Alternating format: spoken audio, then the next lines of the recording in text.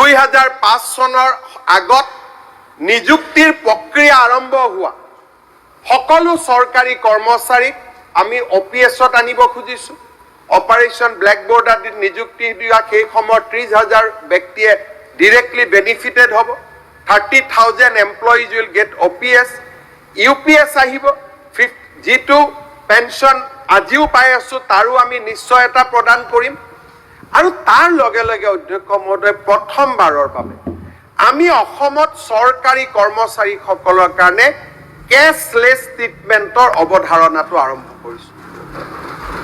Medical কলেজত যাব cashless treatment হ'ব, কেঞ্চাৰ হস্পিটেলত যাব কেঞ্চাৰ ট্ৰিটমেণ্ট হ'ব কেছলেছ। আৰু এই বছৰৰ ভিতৰতে মাদ্ৰাজ, দিল্লী, কলিকতাটো 3খন ডাঙৰ হস্পিটেলক আমি কেছলেছ ব্যৱস্থাত আনাৰ বাবে আমি প্ৰচেষ্টা কৰিম। চৰকাৰী কৰ্মচাৰীসকলে এতিয়া কোনোবা এজন মানুহৰ বেমাৰ হৈছে তেওঁ দিছপুৰত ফাইল ঘুকটিব নালাগে, নিজৰ কাৰ্ডখন লৈ গৈ তেওঁ হস্পিটেলত ট্ৰিটমেণ্ট কৰিব পাৰিব। আৰু সেয়ে নহয় NHM, SSA এইবিলাকত যিবিলাক কৰ্মচাৰীয়ে কাম কৰে তেওঁলোককো আমি 100% মেডিকেল ৰিইম্বাৰ্সমেন্ট দিয়াৰ বাবে সিদ্ধান্ত লৈছো।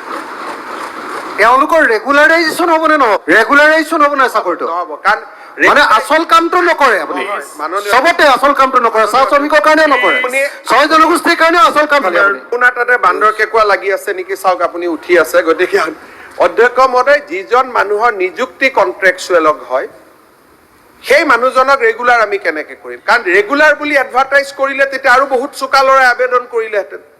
এপইণ্টমেণ্টৰ সময়ত যিটো হ'ব সেইটোৱে কৰিব লাগিব। এইবাৰো আমি টেটৰ টিচাৰক ৰেগুলাৰাইজ কৰিছো by calling them for another interview.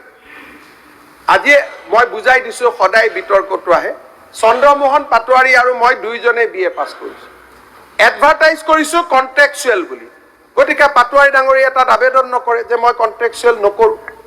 Contractual বুলি লৈ তেওঁ 10 বছৰ পিছত মই ৰেগুলাৰাইজ কৰি দিলো।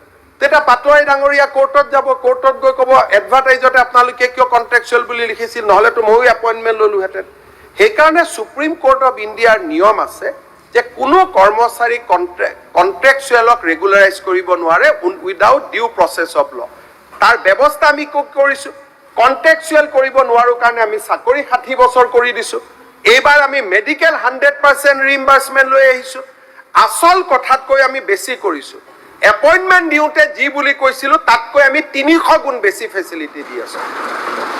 এইবিলাক হৈছে চৰকাৰ। মাননীয় অধ্যক্ষ মহোদয়, ইয়াৰ অফ বুকছ আশা কৰো এইটো পৰামৰ্শ সন্মানীয় বিধায়কগৰাকীয়ে দিয়া নাছিলে।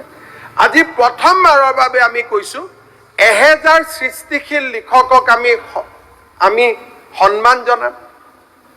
আজি আমাৰ ইয়াত জাকিৰ হুছেইন সিকদাৰ আছে, কলগেছিয়াত শ্ৰদ্ধা উভতাই আনিব খুজিছো। আজি আমি কৈছো যে চৰকাৰে যিকোনো ফাংচনত গামোচাৰ লগত কিতাপ এখন মানুহক উপহাৰ দিব। বাৰৰ বাবে কৈছো যে চৰকাৰী কৰ্মচাৰীৰ হাতত ইকনমি আছে। 1000 চৰকাৰী কৰ্মচাৰীক যদি আমি 1000 টকাকৈ দিওঁ, 4 লাখ কৰ্মচাৰীয়ে যদি কিতাপ কিনে, কিতাপৰ প্ৰকাশকসকলে এইবাৰ 40 কোটি টকা